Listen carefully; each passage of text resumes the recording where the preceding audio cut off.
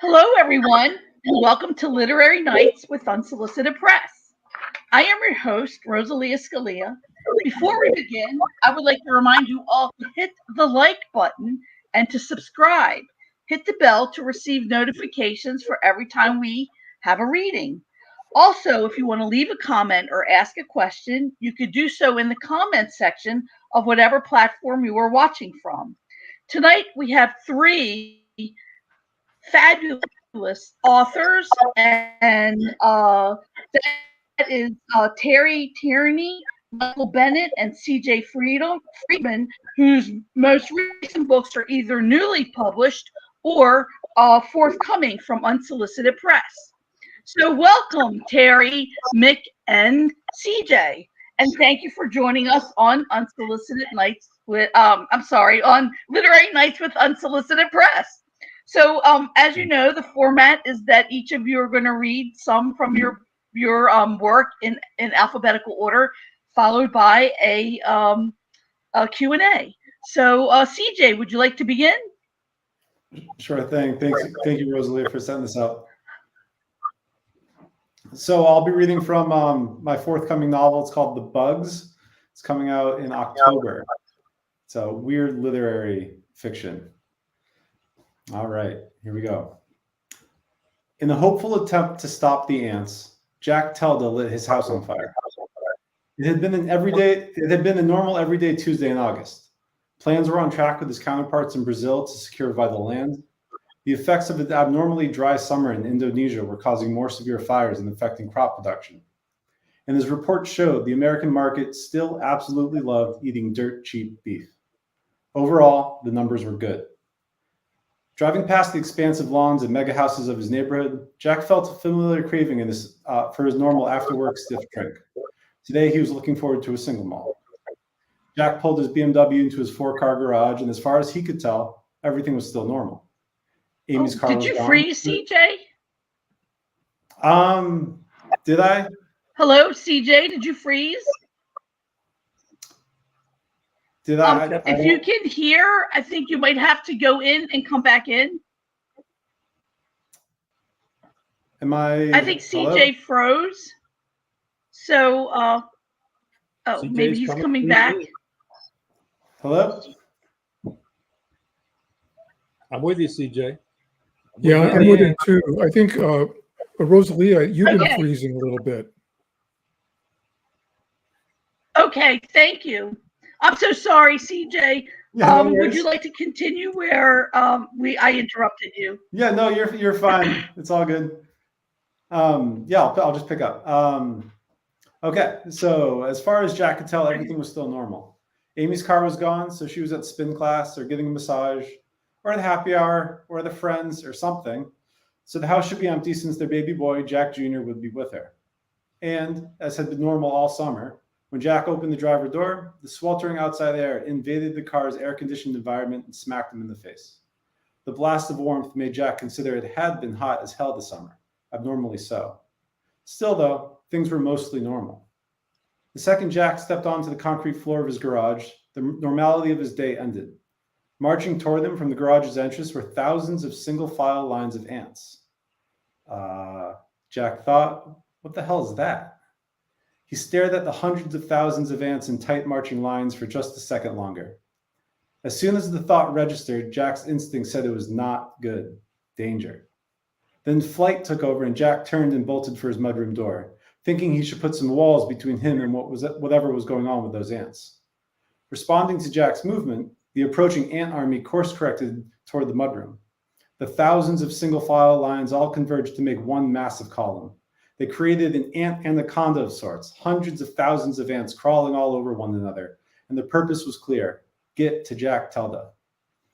Panic seeped into Jack's blood. He hurriedly punched in the key code, jumped inside the mudroom, and turned around to slam the door shut on the approaching ant horde. Heart pounding, Jack leaned his head against the door and stared at his feet in abject horror, hoping his overpriced home was properly sealed. But when he turned around, the wall opposite the door was covered in ants. A flood of tiny little critters was cascading out the bottom of the windowsill. The first wave was just hitting the ground now. Seeing this, Jack didn't even think. He burst through the next door into the short hallway that led to the kitchen.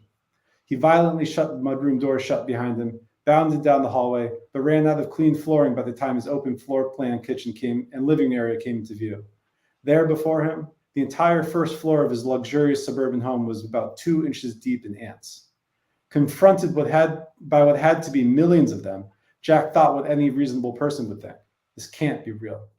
He must be in a nightmare. But since he didn't seem to be waking anytime soon, he had to deal with it.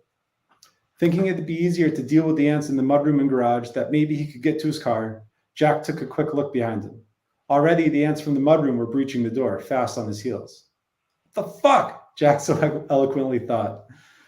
Operating on instinct, in his full business suit, Jack sprinted through the house, imagining the self-defense weapon he could assemble in the upstairs bathroom. With each step, his $1,200 leather shoes crushed hundreds of ants on the hardwood floors and fancy carpets. Jack dashed through the dining room and the foyer to get to the second floor. He kept killing hundreds of ants with every step, but that was nothing compared to the millions more that kept flooding his home with each passing moment. As he moved through the house and up the stairs, any ants that were not crushed under the soles of Jack's feet made it onto the tops of his shoes. Then brigades of them found their way onto his woolen pant legs. Some crawled up the outer part of his pants, some crawled up under them. The ones crawling under his pants went straight for his genitals. Jack slapped at his legs and practically punched himself in the balls, feeling hundreds, maybe thousands of tiny little ant legs crawling all over his inner thighs. By the time he made it to his bedroom, the ants were everywhere, covering every square inch of floor and now crawling all over the furniture and onto the walls. The weight of the little critters was pulling him down by the legs. He thought he was going to die drowning in ants. His adrenaline spiked in response. In the primary bathroom now, Jack grabbed his wife's hairspray and the bathroom lighter they used for their overpriced candles. Jack then employed his new homemade flamethrower to torch back the ant mass before him. After the first blast of fire, he brushed away the ants on the outside of his trousers as best he could. As he did, the sensation of tiny little crawlies underneath his pants intensified. They were now crawling all over his legs and making their way in between his butt cheeks. With a moment's respite on the ground before him, thanks to the fire, Jack stripped off his pants, scratched at his butt, threw his pants on the ground, and torched those too. He continued flaming the ground and walls all around him as the ants closed in. Now, instead of ants in front of him, there was smoke and fire.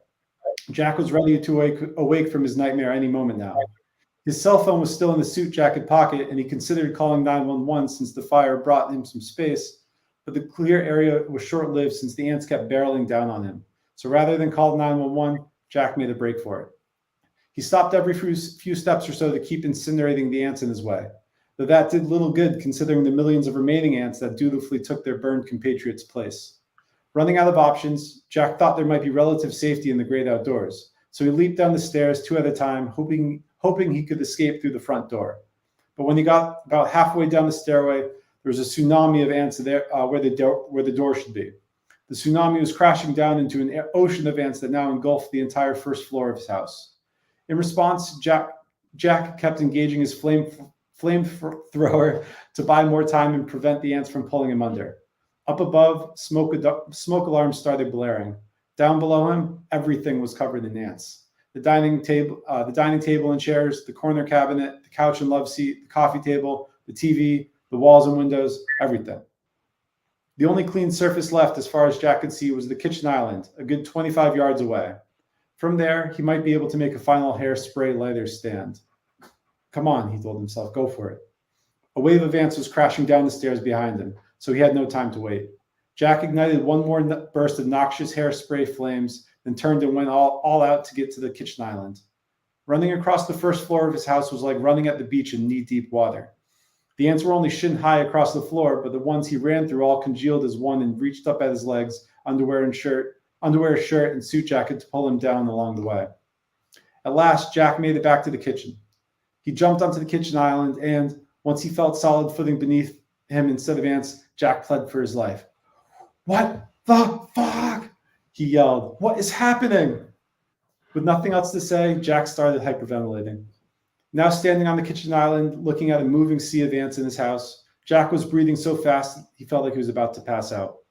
There were still thousands of ants clinging all over and under what clothes he was still wearing, and the ones on the floor were crawling up the sides of the kitchen island as if Jack's body were a massive ant magnet. Then, the ants crawling all over his body fell off. The ones under his clothes creeped out the bottom of his underwear and his shirt, down his legs and onto the kitchen island.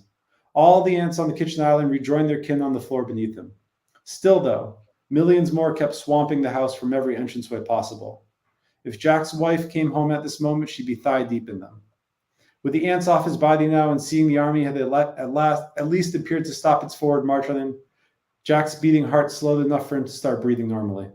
As he regained his composure, the ants on the ground in his line of sight began to spread out in an intricate manner. All the while, smoke alarms kept screaming throughout the house. Jack had to wipe away the sweat and spittle and fear from his face to concentrate on what the ants were doing. As he focused, their movements became clearer and clearer. They were forming a message.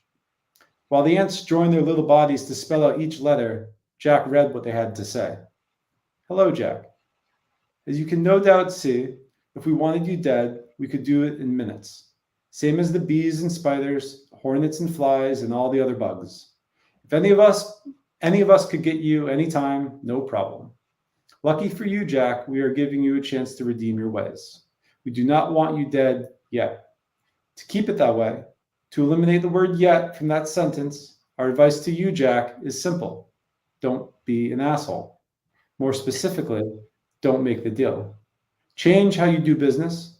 Don't doom the planet, and you won't doom yourself. Respectfully, forcefully, the bugs. Once it was clear Jack was finished reading, the countless millions of ants before him dispersed to the numerous exits. And just like that, the ants left Jack's house. Finally, left alone, Jack stood stock still on the kitchen island, staring into oblivion. He was having a hard time reconciling what had just happened with reality. At last, he jumped down from the island and walked over to his liquor cabinet. He poured a 3-finger glass of Johnny Walker Blue and downed it in one gulp. Feeling the liquor soothe his insides, he released a tormented ah. Then Jack removed his phone from the inside pocket of his suit jacket and dialed 911. 911, what's your emergency? Jack said, now realizing how crazy he'd sound if he reported everything. My house is on fire. That was the first chapter of the book. Wonderful. Okay. Okay, Very so cool. Mick. Yeah, that was really cool. Mick? I don't know. I'm looking at the floor. I'm waiting for someone to come in from outside. We've got a lot of rain lately, and the ants usually come in this time of year. Yeah. Okay. I'm going to read a chapter from my 5th novel that was published in September of 2023 by Unsolicited. It's called Take the Lively Air. It takes place in 24 hours, actually just about this time 5 years ago in May of 2019, which is a coincidence as far as the reading and the date in the book go. The title comes from a quote by Theodore Repke. Great nature has another thing to do to you and me, so take the lively air, and lovely, learn by going where to go.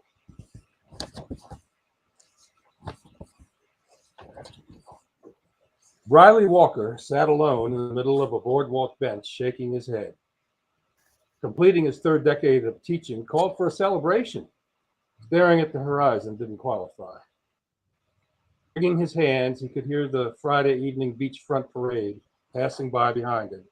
Walkers sharing secrets, joggers puffing, their running shoes thumping the boards, and car stereos blaring top-down dreams along Ocean Avenue. As the sun took its daily bow, flip-flops in hand, he walked down the beach and stood on the cool sand below the tide rise. Gulls patrolled the shoreline. A one-legged bird lighted yards away from others strutting up and down, following the foam. They pecked and scurried from each breaker like skirmishers before a superior force. He stood in the wash. Numbing May water pricked his feet. In the black distance, lightning bolts boxed above the horizon. Thunder accompanied the breakers. Their sound eased memories. He moved onto the smooth high tide rise and sat cross-legged, massaging his toes until sensation returned. For fun, he scooped sand into a mound and moved around on his hands and knees. He squared the mound and dug a courtyard. Walls formed, smoothed by a flip-flop. When a wall collapsed, he built it up again. He found decorations along the shoreline. Mussel shells stuck in halfway served as battlements, bits of straw, flagpoles. A silly distraction on an empty beach void of shadows, teeming with ghosts. By the time he leaned back on his elbows across from his creation, he could barely make it out in the dark. High tide would come about midnight. The castle and semester would disappear together. No more final exams to read, no more grades to file. Tonight, all he had to do was sleep. He'd take a night's sleep as a good omen. He'd take a few restful hours any way he could. Curled in fetal position, his pillow somewhere, Riley peeled off sweaty covers and rubbed his eyes. Mornings usually meant relief. The day held promise. Sludge rattling in his throat, he rumbled it clear, swung legs around, and sat up. He wrung his hands as his toes touched the floor.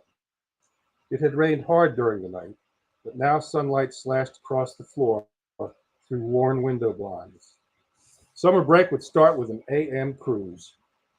Shaving and showering, he thought about where he'd drive after a quick stop at Molly's. He put on his cargo shorts and favorite Yankee t-shirt. Outside, morning sun glittered off Stella, his 2010 Firecracker Jeep Wrangler. He climbed in and unwound himself.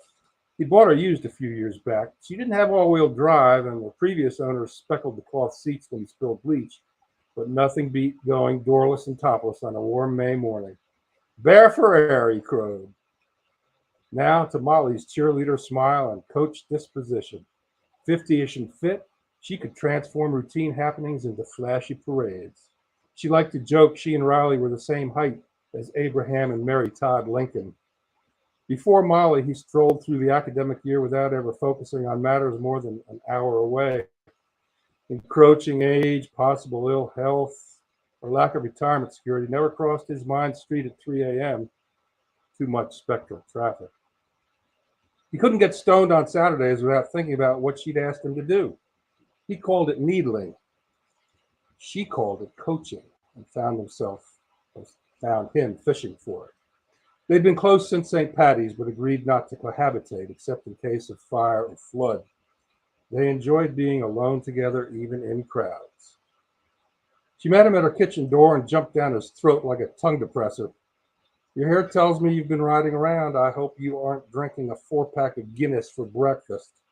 Most men my age can't do this. He grabbed a handful of his shaggy salt and pepper hair.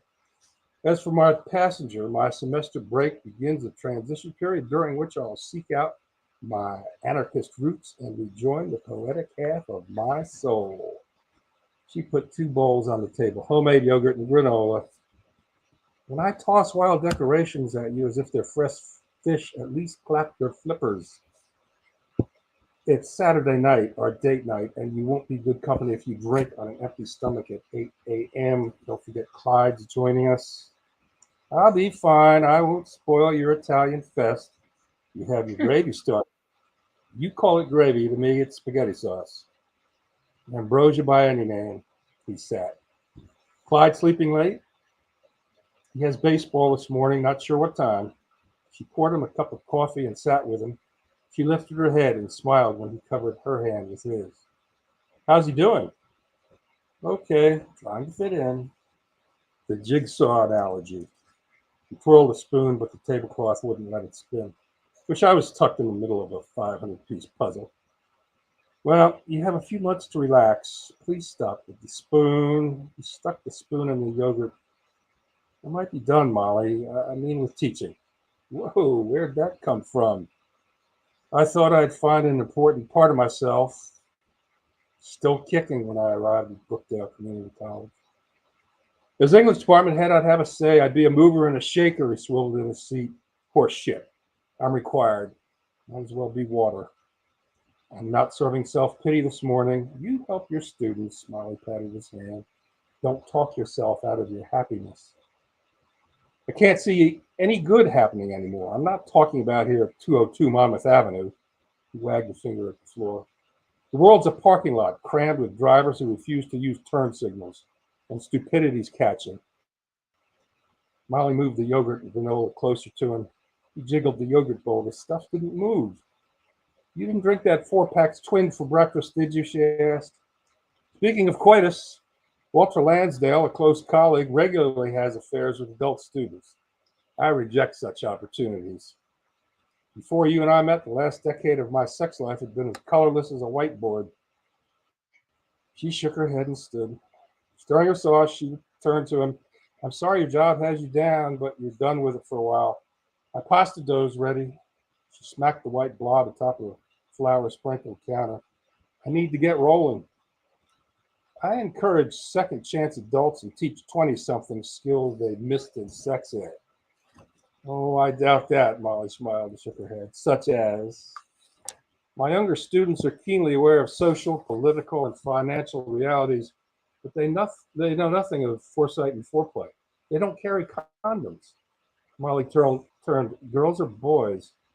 Why would the girls' eye rest my case? He escaped Molly's yogurtless. To cruise on a peaceful morning. The sun stretched shadows and shimmered off an empty ocean and a bare beach. But vehicles were arriving. They'd park in the diagonal space along the boards to unload beach chairs, umbrellas, Tommy Bahama buggies, child carriers, and Yeti coolers. Tourists toted beach sundries with clogged crosswalks and Amazon Prime parades. Whoops, as two women pushed baby strollers across Pine Avenue, a pickup revved its engine and froze them in the street center. Molly gave the truck a voice. Watch out, bitches. I'm in town and my tourist dollars trump your infants. He cracked open a Guinness and dumped it into his mug. Hand phone bubbled over. He slurped, finished pouring, and crushed the can, all while sitting on his unfastened seatbelt. He didn't like feeling strapped in. Cruising down Ocean Avenue with only a couple of weeks until Memorial Day. Damn, he could have lit a cigarette if he still smoked. Back home, he thought about firing up a nice bud. Not all of it. He wanted to save a taste for tonight, but he figured Molly would smell weed on his clothes. On his overstuffed bedroom corner chair, he uncovered an old sweatshirt with cut-off sleeves underneath his underpants and shorts. In the summer, his chair served as a closet. Clothes he wore frequently sat on it or hung over its back. Soon it would change colors from school drab to summer bright. Pop-Tart in hand, unfrosted cinnamon went best with Guinness. He climbed back into Stella and took off towards Spring Lake. A nice drive through town, all decked out in Mother's Day hanging baskets. Back on Ocean Avenue, he found an empty spot along the boards to pour Guinness number 2. He instinctively checked over his shoulder and imagined an Asbury Park Press story. A Brookdale Community College professor was arrested Saturday morning for possessing an open container of alcohol in his vehicle. Nah, too boring. Froths pouring pisses off police. Hello, ma'am. A woman with tan arms and legs sauntered past and gave him, his Guinness or Beethoven, a thumbs up. The car sat in plain sight with Stella bare for air, but on Ocean Avenue, cops freeze the spot. Why get older if you couldn't be immature? He cruised from Inlet Bridge to the Big Spring Lake gates, up and down. On his last trip, he had waivers on the boards. He recognized Stella.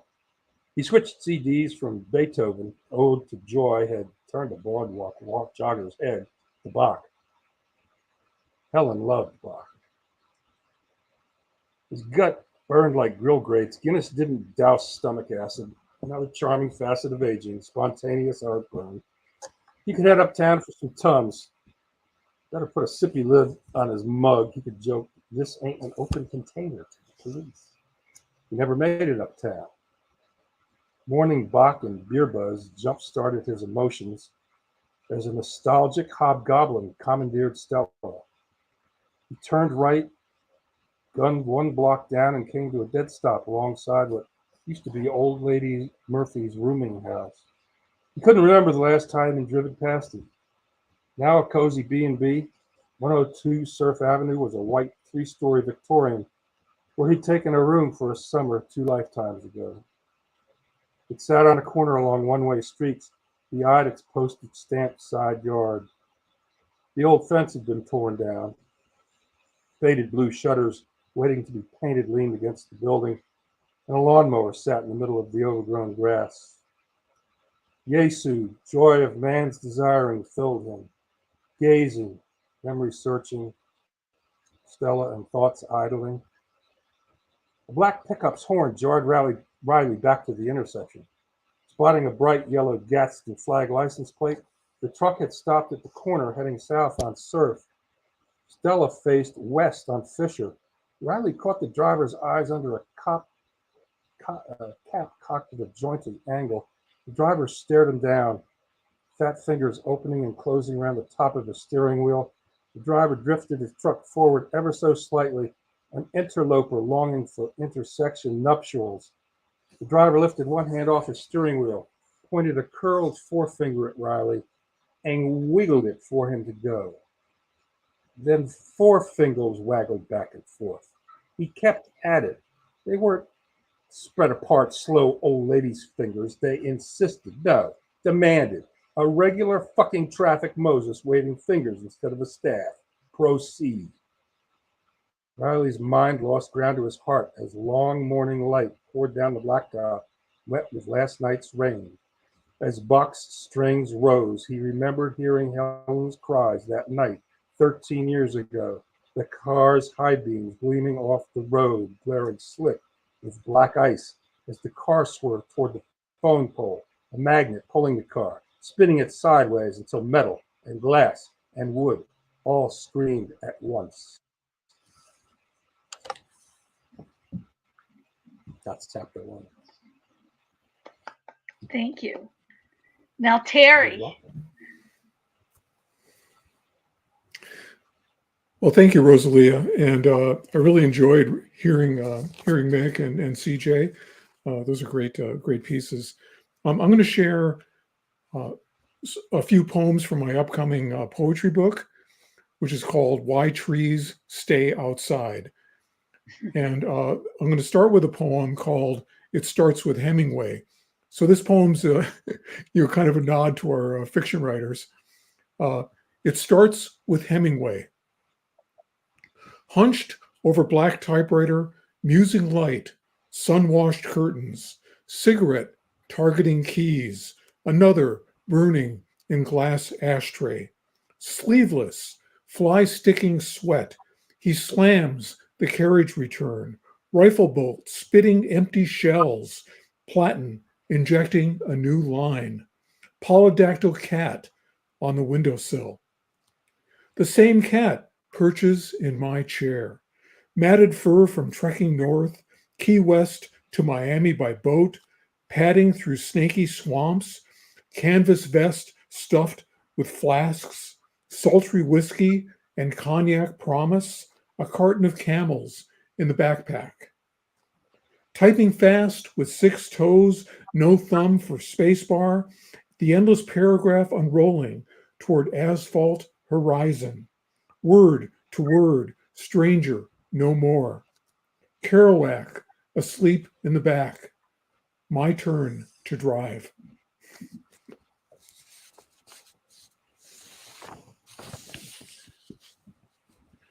Rumor of love. Tonight, we hide behind pseudonyms, trying to guess our subtext, like literature freshmen. Should I prune my hair? Will it grow more roots? That Christmas, we found a bird's nest in the tree, an omen for our lives in this former pasture. How I wrote the philosophy essay for our son, his only C, the handful of nails I left on the deck, my lost keys, the rusty bucket of rainwater bursting with mosquito larvae, the hint of malice in my runny nose, how you always carry tissues, even when I'm swinging upside down. Never forget the secret cadence of my name. Those first moments of our breathless romance swept into the slipstream of a 16-wheeler, blowing out these walls so we could dance. Did I ever tell you I lost my keys on purpose? That age does not exist? That our discarded gestures live on like a rumor no one else will ever share?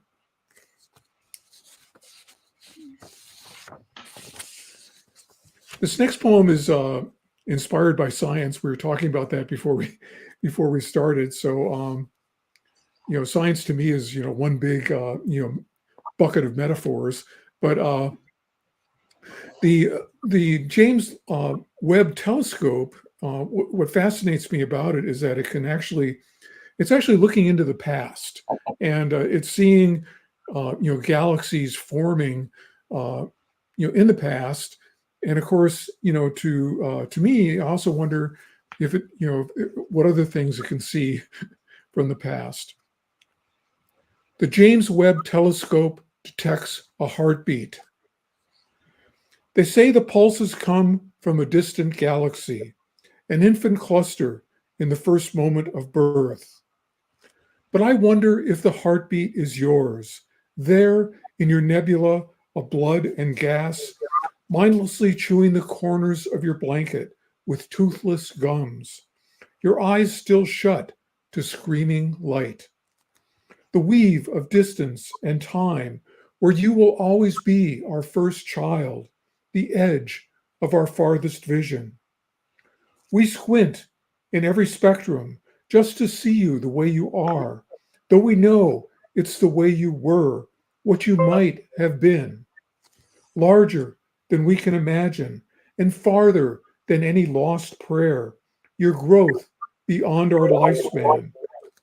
What do you see when you look our way? Are we even there, or are we infants like you?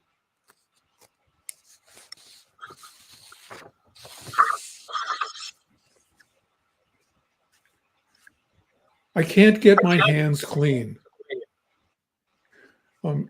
Could I ask people to mute, please? Because we're getting a lot of feedback.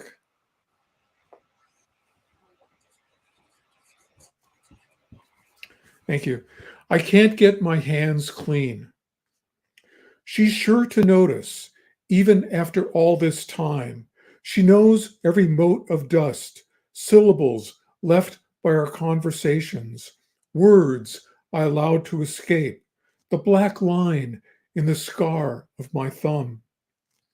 If only flesh could heal that chasm and fill the shallow crosses of fingerprints, greasy scratches, and gray pink shadows, embedded grit that engines shed like spores, as if they will sprout new cams and pistons.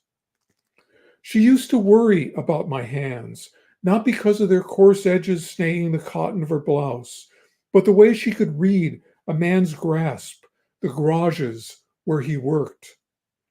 The nights she peeled back my skin and found another layer of stained callus, no matter how deep I scrubbed.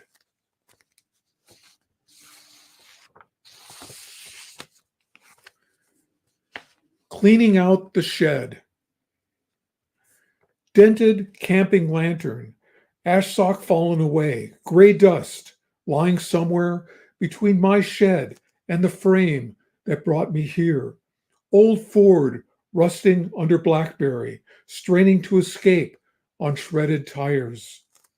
I recall that summer I pitched my tent, stakes piercing sod at precise angles between rocks and manure, fooling the wind, so proud, rain wicking from Kansas roof, tiny spear of guttering light.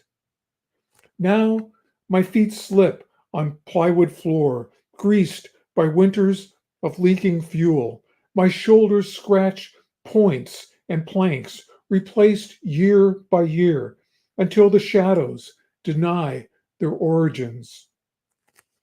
Mud oozes through rotting boards, thick and rusty, a mildew smell, pulling me deeper, walls collapsing as if I might never leave this place. Toes grip to hold my balance through cracked leather sole.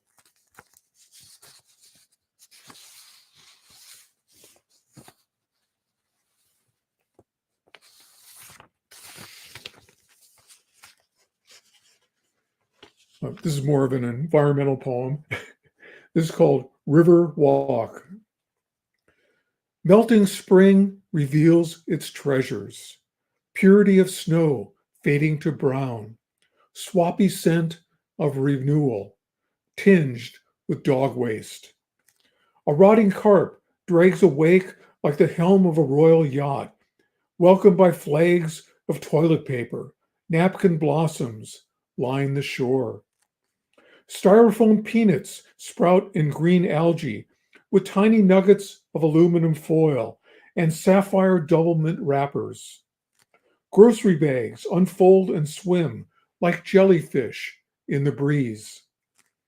An arrowhead bottle stranded ashore behind a fence of dead reeds and black shards bobs in gray water and reflects my distorted face. So I'll finish with just one more poem. This is the title poem from this collection. And I owe the idea for this poem to my son when he was really small.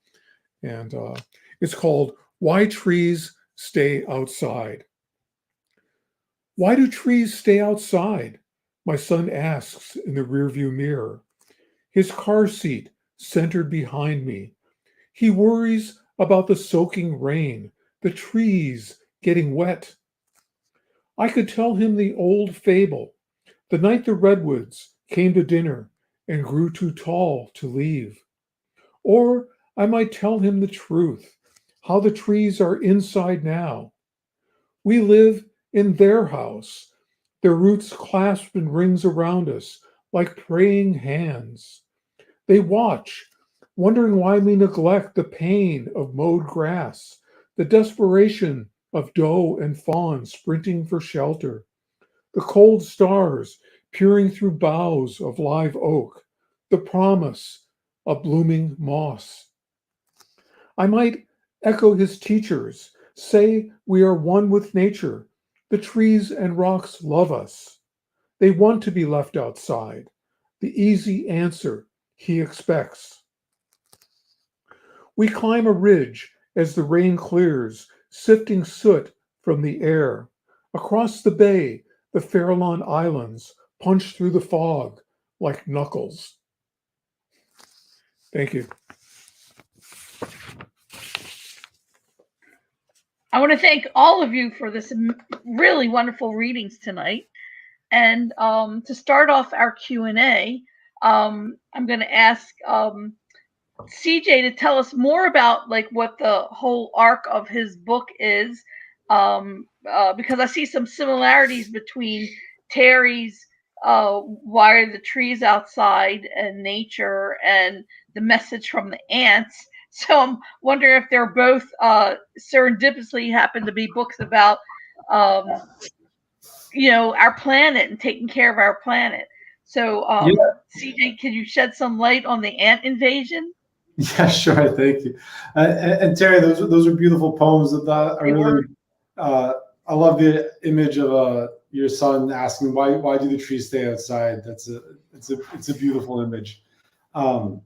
And there are similarities. They brought up there's a certain chapters, like there's different POVs in the bugs, and one of the POVs is from the trees who overwatch everything. But might be getting ahead of myself. But to answer your question, the plot of the story is the Earth is a special planet in this universe. It supports complex life, and there's not many planets that support complex life. And so as a special planet, it must be protected. So that's why the bugs are here. They monitor the planet and they monitor humans. So ants, for example, they monitor the topsoil. Flies are like spies on the wall. They spy on us. How do we talk to each other? How do we treat each other? What's our environment like? Do we live in filth or do we live in the clean environment? How do we treat our spaces with respect? The bees are in control. And then spiders transmit data from the bugs to the bees. And then should humanity show signs of irreversibly destroying the planet, the bugs will annihilate everybody. They've done it before. And so it was born out of many thoughts, but at one point I was a caretaker of this eco lodge in Western Maine, and I was alone for a few weeks at a time out in the woods out there. And surrounded by bugs. And so I just had my imagination went wild here, and at one point had the thought, I was like, huh, if ants consciously wanted to get me, I think I couldn't get away. They'd probably be able to do it. And then the idea just blossomed into bugs monitoring us. And so that was the premise upon which I built the story. That is really quite imaginative and very prescient, considering what we're dealing with the weather. And I want to say all three of you have incredible images in your work. Mick, can you tell us a little bit about your character? I think I must have been at another reading of yours because it sounded very familiar.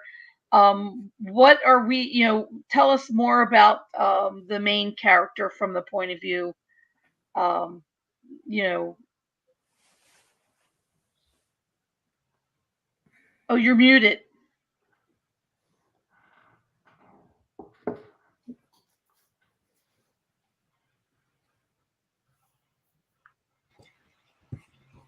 I didn't lie. I stink at technology. Riley is a community college professor. He taught in the classroom for decades before that. He's about 55. He has a new girlfriend, Molly. She's 50-ish also. And they're living in a shore town, Jersey Shore. That's where I'm from. So I assume you caught the boardwalk and ocean and whatnot.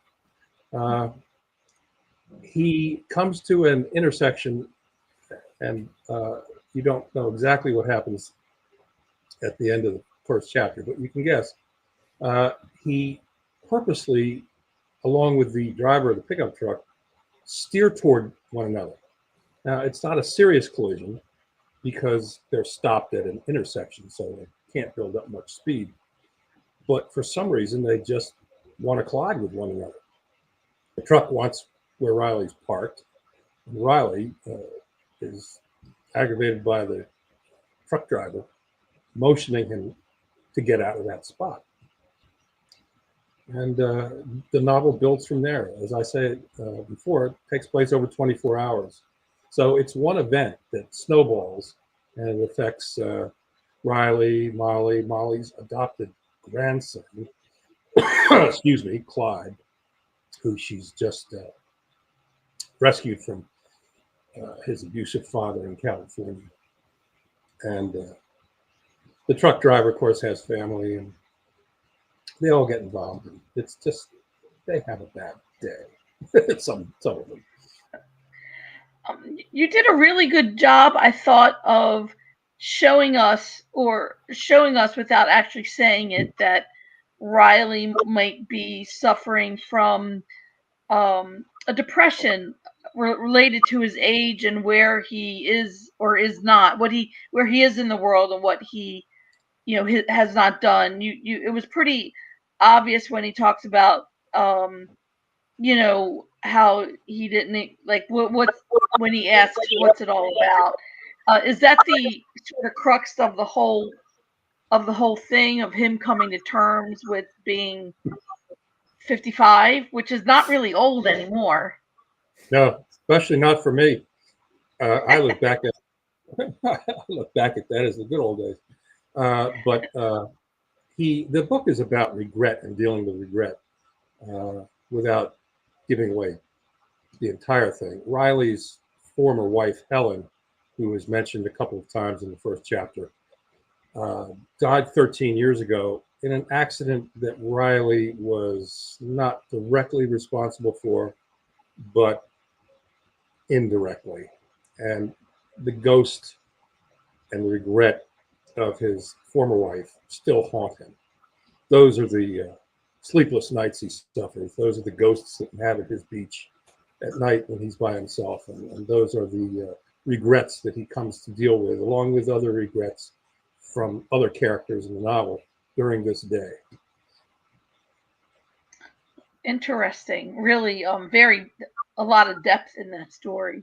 Mhm. Terry, one of the images that I really still have in my mind that is quite beautiful are the plastic bags that swim like jellyfish in the air. Like, how did you come up with such a beautiful image? But at the same time, we've all seen those plastic bags floating in the air. Hopefully, they're they're diminishing in number. But do you want to talk about that poem and the imagery of it? Well, sure. Well, it's obviously pretty pretty sarcastic, Yeah. but it's you come across these pastoral poems, like the romantic poets and stuff like that, where they're describing these beautiful imagery of being outside in nature, and there's a lot of modern nature poems, poets also, but I guess I was kind of taken with the with the concept of describing all this litter as part of the landscape, because really it's kind of hard not to go out and landscape now and see litter. I see it when we go for walks, we go for nature walks, and you'll be walking along and you'll see Coke cans and fast food wrappers and stuff like that.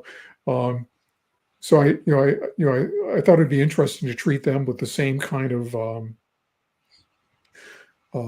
I guess imagery Lyricism. or respect as as real nature, just to create the try to create the irony or the contrast. It's a very beautiful poem. So in your bio, and I'm sorry, I should have read people's bios ahead of time. I noticed that you write prose and poetry. Can you talk about the differences in each form? What poetry requires as opposed, like, do you have to take your poet brain off and put a prose hat on when you do it, or is it sort of fluid? A lot of people don't realize how much poetry is actually in prose. So would you Mhm. like to talk about that, like your approach to poetry and prose? Sure.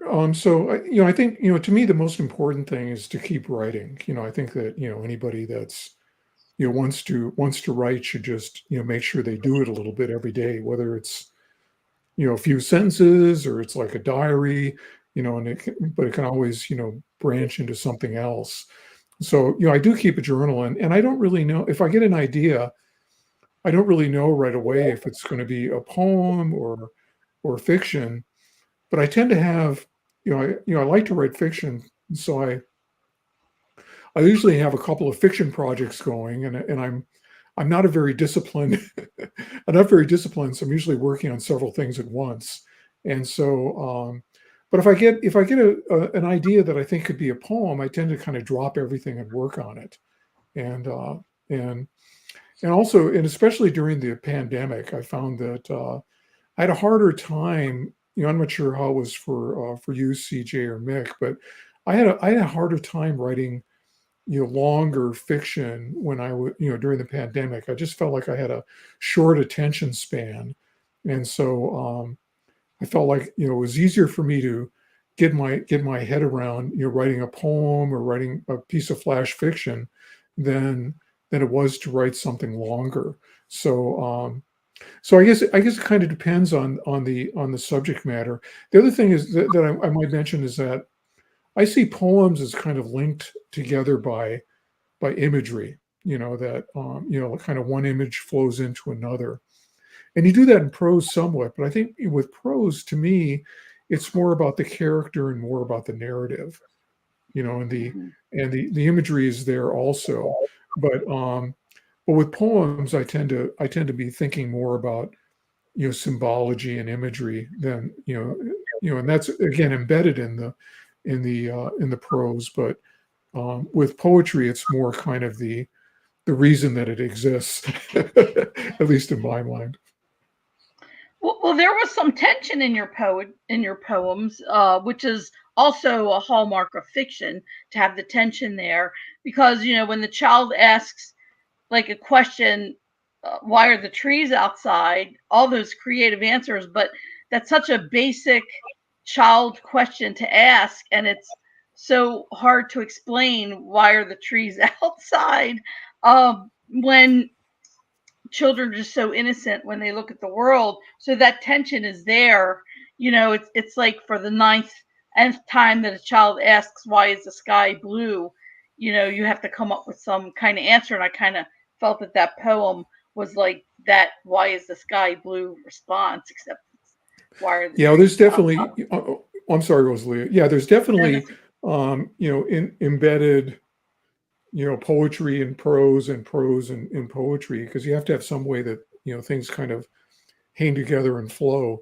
But I think, but at least for me, in the end, it's still the symbology that's most important in poems. And the other thing that I think is really fun with poems is that, poem can suggest ideas and kind of lead the reader to a kind of epiphany moment of, where they're trying to kind of piece together it for themselves.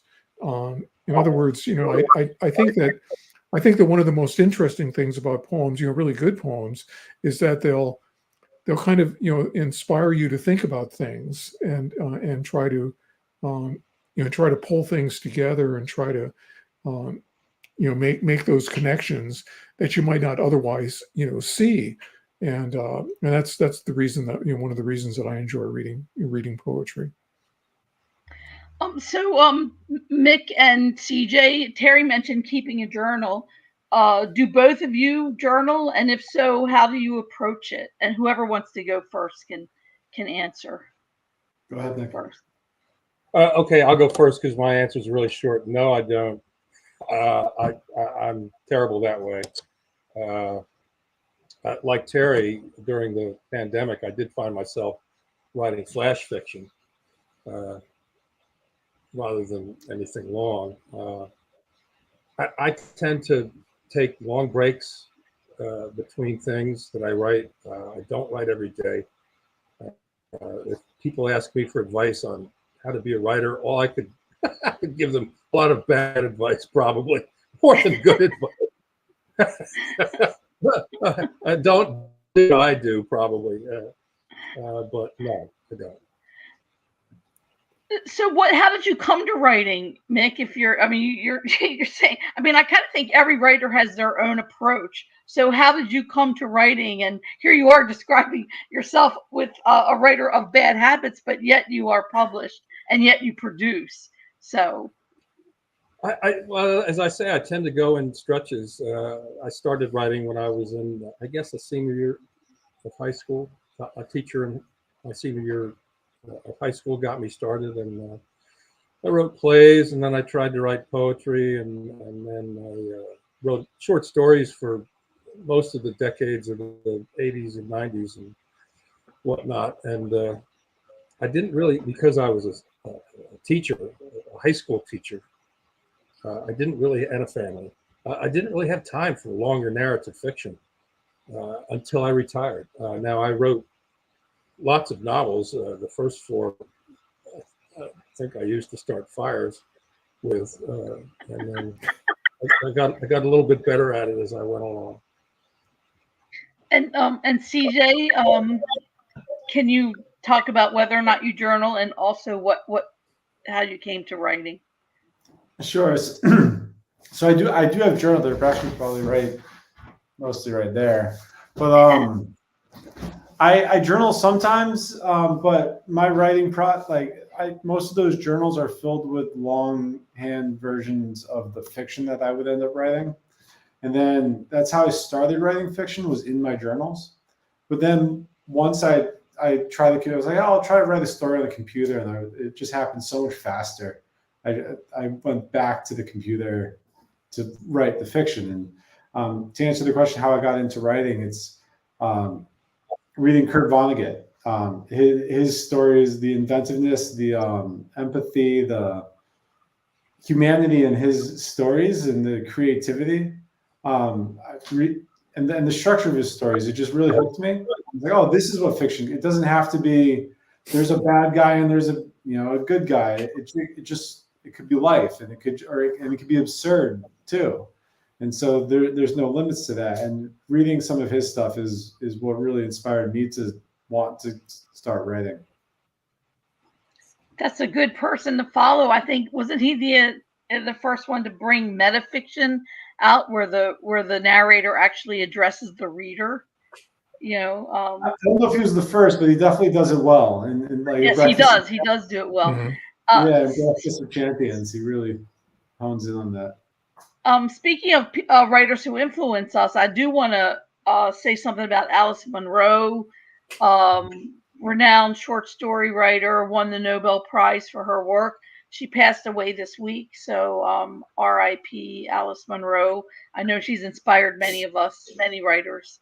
So Terry and Mick, who are the writers that have influenced or inspired you to come to the, Mick mentioned your teacher, but are there any writers that have actually, do you look toward as the influencers or mentors or inspiring you towards? Oh, I like the mid-century writers. Hemingway especially got me started. Steinbeck, Faulkner, those guys, the writers between the wars. More recently, probably Raymond Carver. Very spare fiction. And Terry, who are your heroes in the writing world? I guess I'm kind of with Mick. The modern, the modern writers, what they call the modern era, but also have read a lot of 19th century fiction. I really like Dickens and George Eliot and those writers. I don't think we can get away with writing like them anymore because people don't have the patience to be able to or the time or whatever to be able to read books like that. But if you do sit down and take the time to read, read something like Middlemarch or David Copperfield, it's well worth your time. But I also I really like Hemingway, and I recently read E.M. Forster and Fitzgerald and people like that too. It's wonderful to hear other writers who read. I was just talking to someone the other day who said she likes to write, but she doesn't like to read. So she keeps her own journal, but she doesn't read anything else. And I kind of think that's one half of the apple without having the other half. So in our final minutes, we have about 3 minutes left. I guess we'll go in alphabetical order. Can you do you have any advice or things that you want to tell aspiring writers who aren't yet published, or people who dream to be where you are with books and stuff? What do you want to tell writers who are just beginning or who are maybe just starting out, even if they're older? What do you want to tell newish, new writers or aspiring writers? So I guess we'll go in alphabetical order. CJ? Sure. So as I was joking about beforehand, I'm looking forward to hearing Terry's and Mick's advice here too. I'm a beginning writer myself, so I'm aspiring to keep publishing. But I wrote a couple manuscripts before this one got before this one's getting published, and I think the only advice really is if you want to do it, just don't give up. It seems like that. I heard a bit of advice is like, published authors never quit. If you quit, then it's done. You're not going to get published. You're not going to finish a project. So, there's 1,000 bits of advice. Write a lot, read a lot. I think is pretty fairly good advice. But if it's something that's important to you, don't quit. Just keep at it, and a little bit every day. Terry, to your point, a little bit every day goes a long way, and it's just moving forward is the key.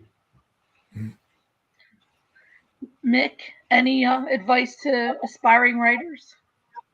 I would paraphrase what Raymond Carver said. If you're going to do it, then make that your immediate attention. Children, unfortunately, family, job, they all have to be secondary. If you're going to do it, sit down and do it, and don't piss around.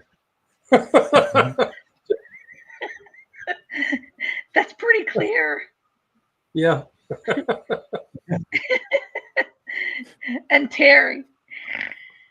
Yeah, well, I already mentioned that, I try to write a little bit every day. I don't write every day, but just you start with little things. Maybe it's a dream or an observation or something you should have said to somebody.